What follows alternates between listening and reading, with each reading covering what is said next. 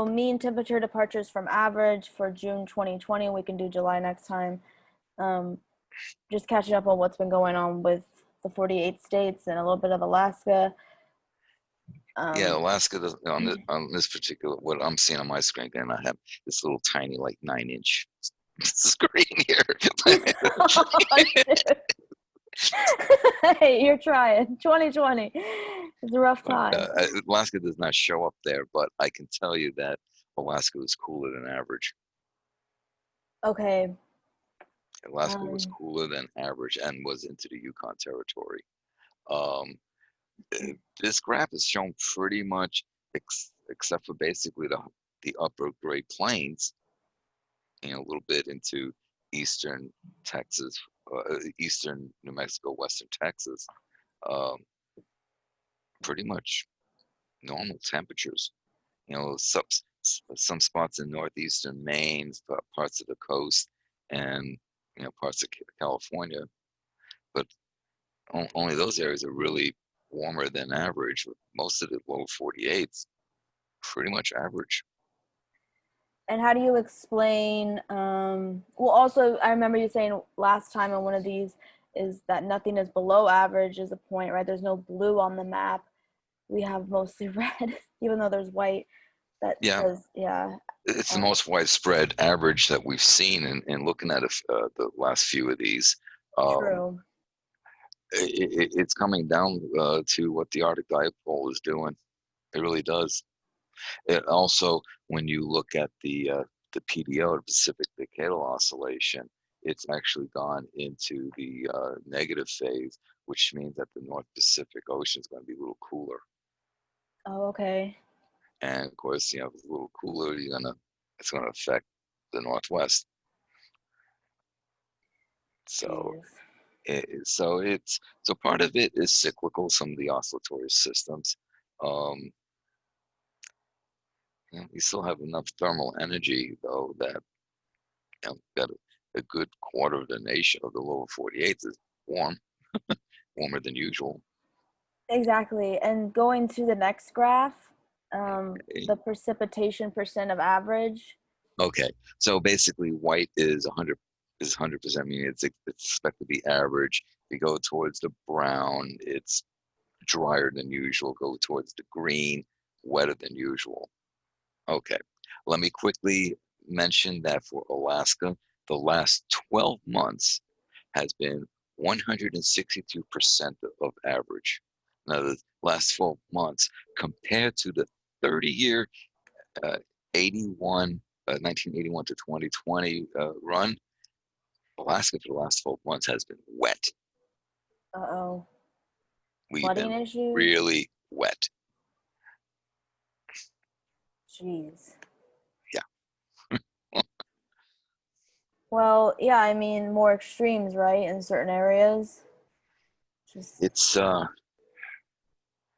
it's been interesting. You get these outbursts and downpours. I mean, this is just statewide, just been extremely wet. And Fairbanks has been very wet. well, that goes back is it because it's warming? More moisture, right? Like, is there an explanation? Well, if things are a little cooler than, well, if things are cooler than usual, then the air won't stay, the moisture won't stay in the air. But the thing is, warmer air is what holds more moisture. So it's cooler, then it can't hold as much moisture, and any moisture that's there will quickly drop out. Quickly come back to the ground. It's I think it's still the AO and the PDO teleconnecting Okay. to create the high and low pressure systems, etc. I mean, it's just going back to temperature briefly. Excuse me. The warmest temperature Fairbanks has seen this summer was 82 degrees back in May, in early May. Not once did we get to 80 degrees in Fairbanks for the entire month of July.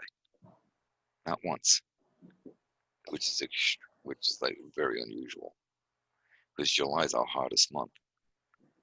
Yeah.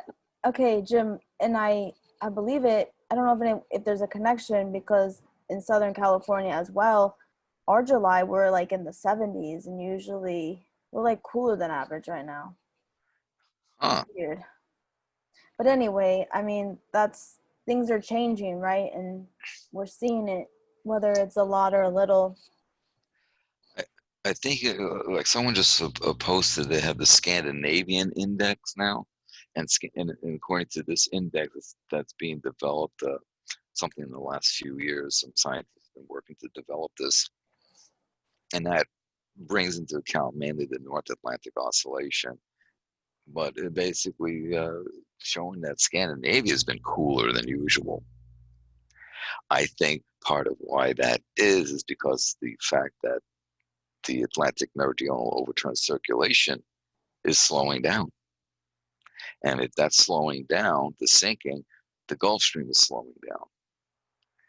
And so the Right. Gulf Stream is slowing Okay. down, the Gulf Stream can't bring the warm temperatures to those latitudes. I gotcha. The system is like shutting down, right? The circulation. Things are more Circulation is stagnant. slowing, yeah. It's Hmm. because think of it this way, I mean, as this sinks here, it pulls the Gulf Stream with it.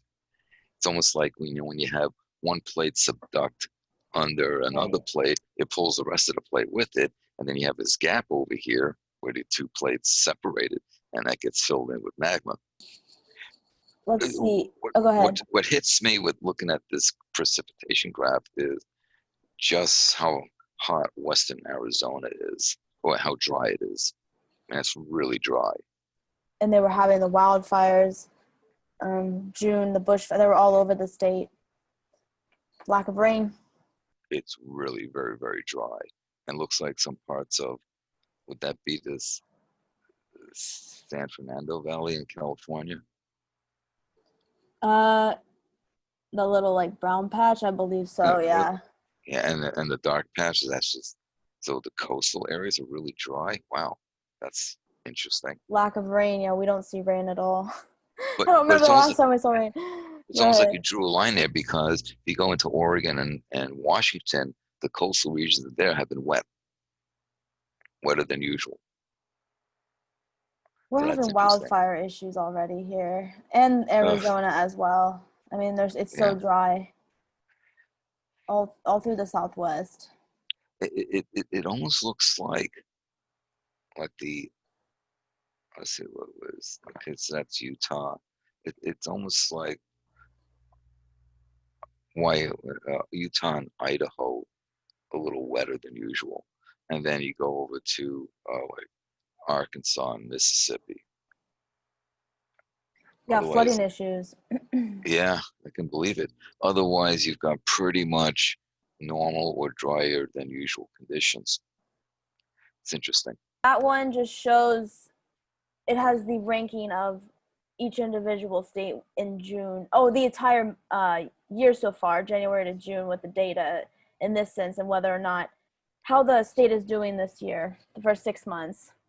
And Florida is the record warmest. Right? Oh my Florida, God. Florida says setting record. Let's looking at the setting record high temperatures.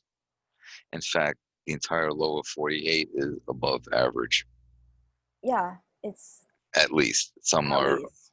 you go to the southern tier out into the Northeast, mid-Atlantic states, and the Midwest, it's much above average. And you get Florida, which is red alert. Yeah, and then the hurricanes are forecasted to hit and they barely miss, but you never know. I mean, the hurricane season just got bumped up to an even busier hurricane season. Every storm has been a record earliest so far. And more So, powerful, yeah. I mean, which makes perfect sense because you're warming up the ocean. Yeah, so you're having all that extra energy being pumped into the systems. So that makes perfect sense. That's actually to be expected. and I just want to say to whoever's listening, the whole idea is 2020s, we're about to be the second or first warmest year on record, but 2005 with Hurricane Katrina, we're at a higher global average temperature than when Hurricane Katrina hit. So that's some perspective as well, just that we are Right. way beyond what can possibly happen with a lower global average temperature. And that was 2005. That was 15 years ago. And we're accelerating exponentially with Part a of lot part of. of the part of the reason why Harvey dumped so much rain was because the sea surface temperature is so much warmer. So and it stalled. It stalled because the jet stream wasn't moving, Oh my and God. so it just kept pumping in the moisture, and it basically took it from the oceans, put it over the city. Yes, those Gulf. It's the Gulf, and Yeah, driving through Louisiana, all the industrialization, the fossil fuel industry, right on the Gulf, and it's amazing. Well, it's like dubbed Cancer Alley, right? The Baton Rouge area yeah, of right, Louisiana. right. They're Yeah. like their own cities of industrialization, and you see like the gas coming out, like they're burning fossil fuels. It's uh, quite a sight because you know that a lot of hurricanes hit that area, and you wonder why. There's a connection. Go ahead. And here's the thing. I mean, we see the same thing up in Prudhoe Bay. You see all the flaring off. Yes. They have the ability to capture that gas instead of just burning it off. They don't Oh, want to. really? Yeah, they don't want to spend the money to capture it. Oh my God. There's equipment you can take that gas and basically capture it, but it's cheaper for them to just light the match and let it burn off. Deregulation, right? There's no accountability anymore. Exactly. And God. by the way, I want to say that if you look at the January-June 2024 Alaska, it will be in the blue, much below average. It will be in there. Interesting.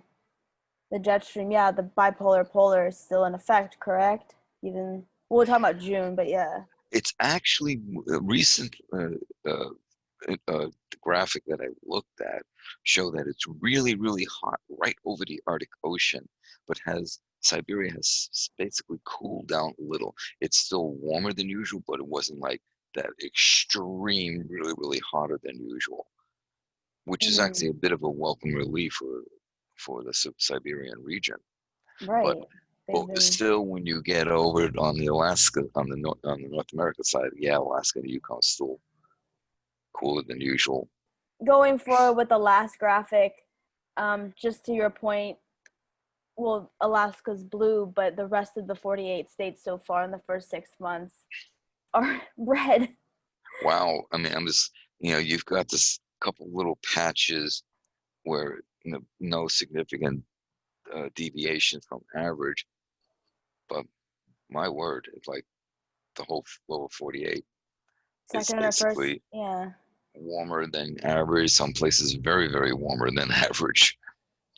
The northeastern It's, section, right? All New York, Vermont, New Hampshire, Maine, all those states, yep. and And of course, Florida. there's Florida. I But know, right? We just got. I'm Um, looking at Southwest Colorado and New Mexico in particular. what's going on there with New Mexico It's for the warm. whole? Yeah, exactly. For the whole first six I, months. I'm trying to think where the ENSO is right now. I think it's in neutral. I'm trying to remember.